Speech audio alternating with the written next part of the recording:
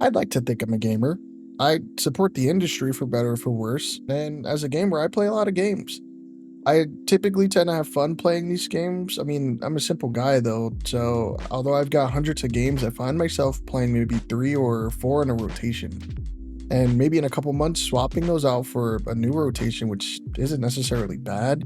I'd like to think if you're playing games and you're having fun playing those games, then yeah, they're a good investment. But over time, when you're waiting for new releases suck, or you get burnt out, you tend to go back to the classics, or maybe try out something else you haven't before, unless you're like me and you rarely do that. I did attempt to play newer games last year, but I would eventually drop all of them. I started to reach a point which I was burnt out even by my daily rotation of games, and eventually I found my playtime just getting shorter and shorter overall while still trying to find something good to play. Then it came to me. I had an epiphany during the holidays and my birthday last year. I have games. I have a lot of games. I know the Steam account has to be worth a pretty penny with the amount of games I've got, and yet I don't play most of them. Like, yeah, some of these games here I'm not playing ever or ever again, and some of these I just don't think to check out. Some of these I used to play a lot and I just moved on. Like, for example, one day I was looking for a new game to play because I was bored. Keep in mind, this is after some friends gifted me multiple games off of my wish list for my birthday. And then I accidentally came across both Ghost Runner games in my library. I purchased them months ago, and I have no documented playtime in either of them whatsoever. Here's another example.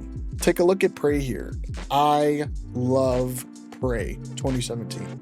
I played this back when I had a PS4 and I played the shit out of it. I was actually trying to achievement hunt in this game. Just my first ever time trying to do that. I put some good effort into it. I remember grinding for the Iron Thou and the Iron It achievements. I felt like hot shit when I finally got those, but once I got on a PC, I just paid it no mind. I mean, don't get me wrong, I repurchased the game for Steam with the intentions of playing it again. I even put like 32 hours into the game and I listed it as my favorite game on Steam. I still stand by that. I just didn't think about it anymore.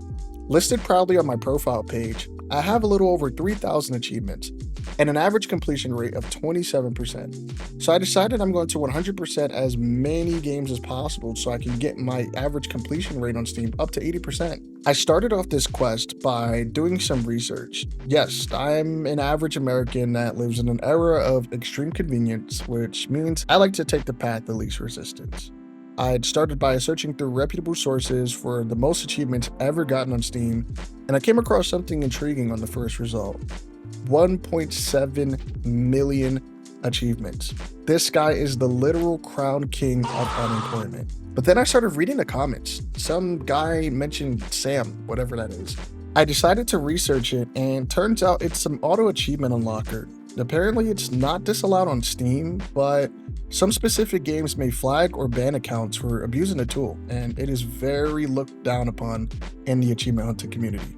Besides the community shunning it, I feel enough pride to want to naturally obtain these achievements so I can flex on the lower peasants who have less achievements than me. So Sam is a no-go. Also, there's this website called completionist.me that also tracks Steam achievements, so we'll be using that as well. While I'm pretty sure this is something someone else has already done as a video series, this is still a more personal goal of mine, and I actually want to cherish and experience these products I'm paying so much for. I mean, I buy food, I eat all of it, I buy a car, I drive it, I drop hundreds of dollars at arcades, so why do I own hundreds of games I won't ever touch? But before I start my lonely walk of misery, I've got some ground rules. 1. I cannot remove any games from my library. As of the recording of this video, I have 364 actual games on Steam. And I'm pretty sure Steam takes the average of all the games with achievements into account, so I won't be removing any from my account to give myself fake progress. 2. This one's a little bit more bendable, but no dead online games. If the game has achievements that require you to play online matches and the online component is shut down or severely low on players, I'll avoid it for the time being. I say this is bendable because, for example, if Marvel Rivals dropped from its current player count to 2,000 players on Steam, while yeah, the game died, there's still certainly enough people to actually get those achievements, not to mention community servers or peer-to-peer solutions. 3. No tools to insta-unlock achievements or accelerate unlocking achievements. that means Sam is immediately banned from being used. Downloading mods to give God mode or an Uber Giga Shitter minigun for an achievement that has me suffering on the max difficulty is also banned. I want to keep as high of an integrity as possible for this. If I do play through with mods, I would also want to add mods that make the game harder as well to balance it out, but I'll prefer to play without any mods. Just a little disclaimer here, though, for two games, GTA 5 and Risk of Rain 2, I got most of those achievements artificially. For GTA 5, I used to be a money dropping modder, and there was a button in my menu to just give all the achievements. And I pressed out of curiosity, and sure enough, it did that. Who would have thought? And for Risk of Rain 2, I edited the text file and unlocked them all while trying to give myself a shitload of lunar coins. But for that game, I can still redeem myself because there's been a massive amount of achievements added due to DLCs. So let me know down below if there's any specific games you want to see me play. I will try and plan out depending on what people want to see me play. I do have one game in mind right now that I am working on, so my next video will be that one. Thank you for tuning in, and see you soon.